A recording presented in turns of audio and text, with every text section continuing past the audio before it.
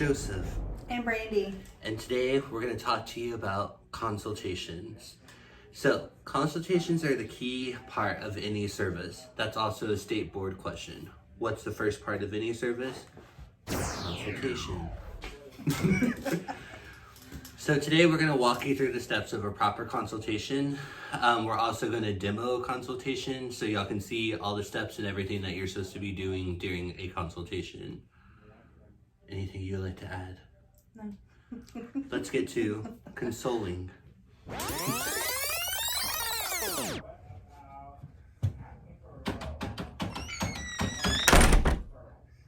Hi, welcome to BK Cosmo. My name is Jeremy. How can I help you today?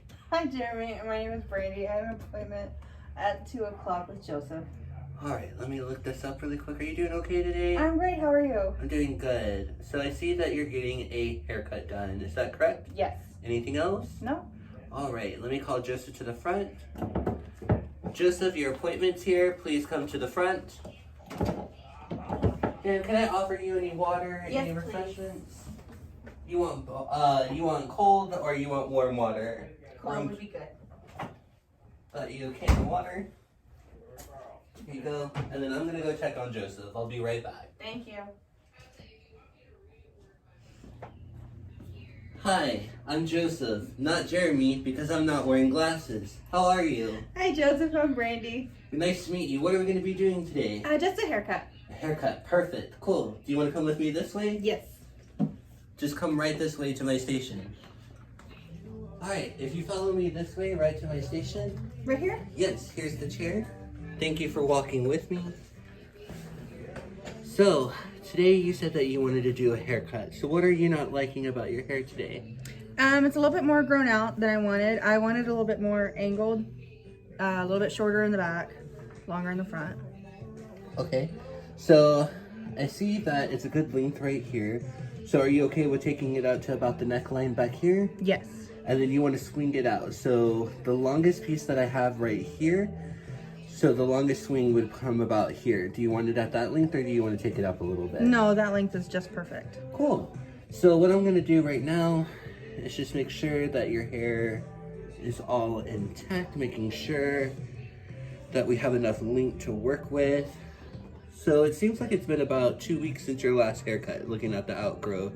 Was it just not as short as you wanted it last time? Yeah. Cool. Are you open to stacking it back here or do you want to keep it all one length? No, I'm open to stacking. Okay, Will that help give me body and volume? It will. Okay. So if we do about a 45, which is a low stack, it will probably give it just medium volume. But if we hold it out to a 90 and do a full-blown stack, that will give you a lot of height and volume back here. Do you looking for that or do you want minimal? No, I like big hair, so stack it if you can. Cool. Give me the body.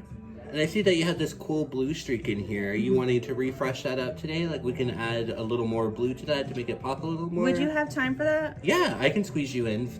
That will take about another 10-15 minutes if you're okay with that. Perfect. Cool. And are we going to blow dry and style it today too? Yes, please. All right, perfect. Thank you.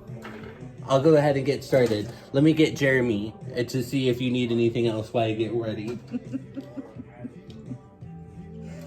Hi, ma'am. Do you need anything while Joseph's mixing up your color or anything? I'm good. All right, ma'am. You have a great day.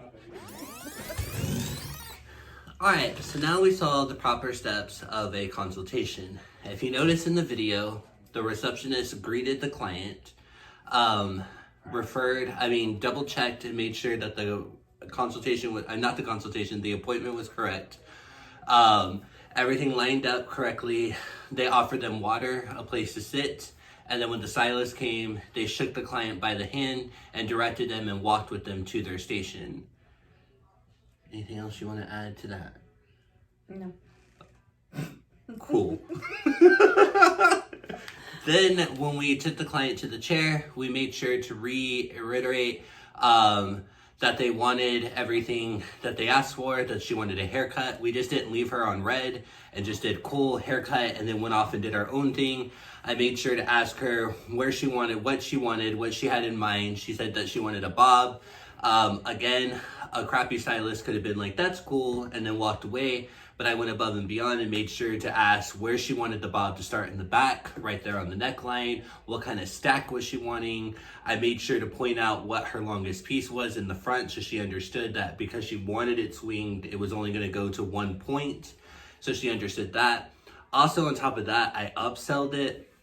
I took something she already had, which was this really cool blue streak. There's nothing wrong with it, but it doesn't hurt to ask, like, do you want this refreshed? Do you want to add more to it? Do you want to go all blue? Anything like that. The worst the client could say is no.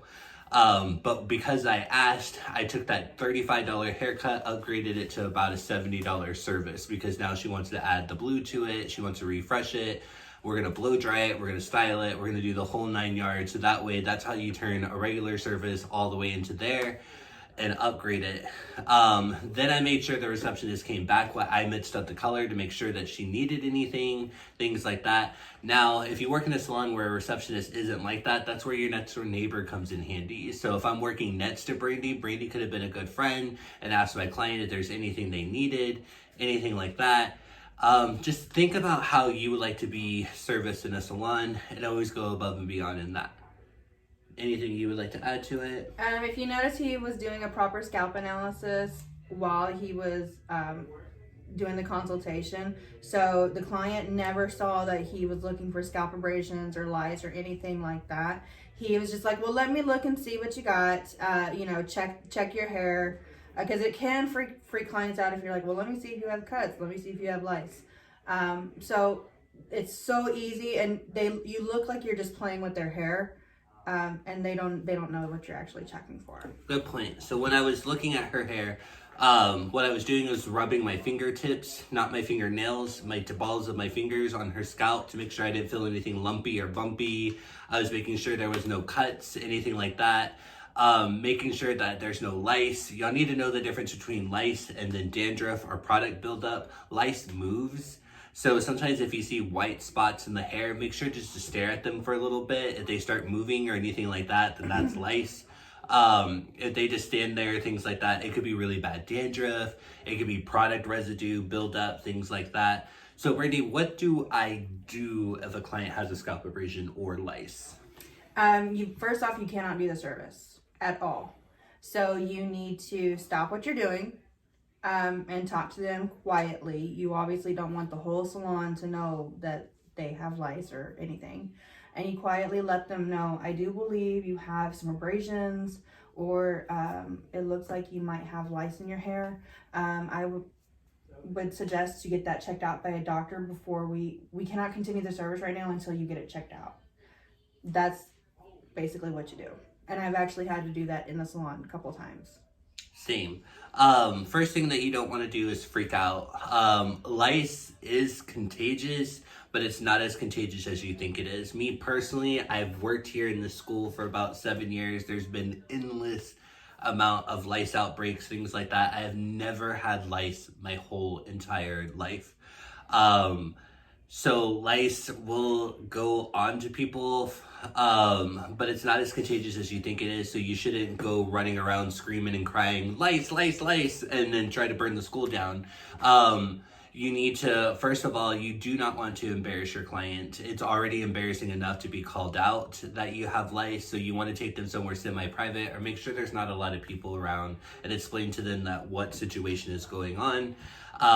After that, just politely tell them that you have no problem doing their hair. After they get it taken care of, anything like that, you're more than happy for them to come back and complete the service. Even offer a discount if you want, if you feel that bad, like 20% off if you come back, just to prove to them that you're not trying to make them feel dirty or less than or anything like that. Scalp abrasions, it's more or less on a scale.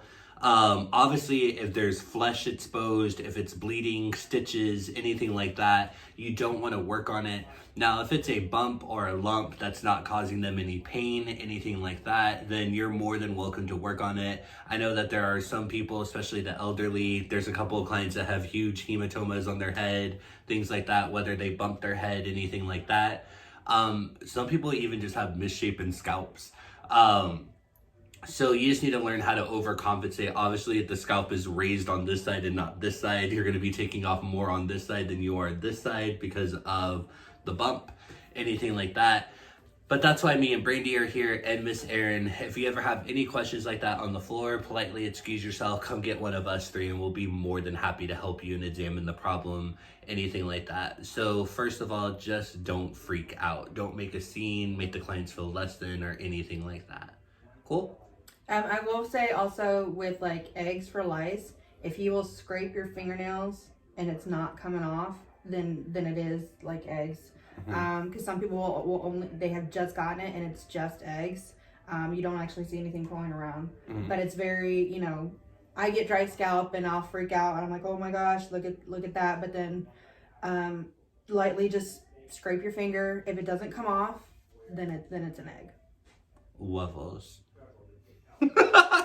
Alright, so if y'all have any more consultation questions, anything like that, feel free to reach out to me, Brandy, or Erin. We're always here to help y'all. Hope this video helped a little bit. On to the next one. Where's Jeremy?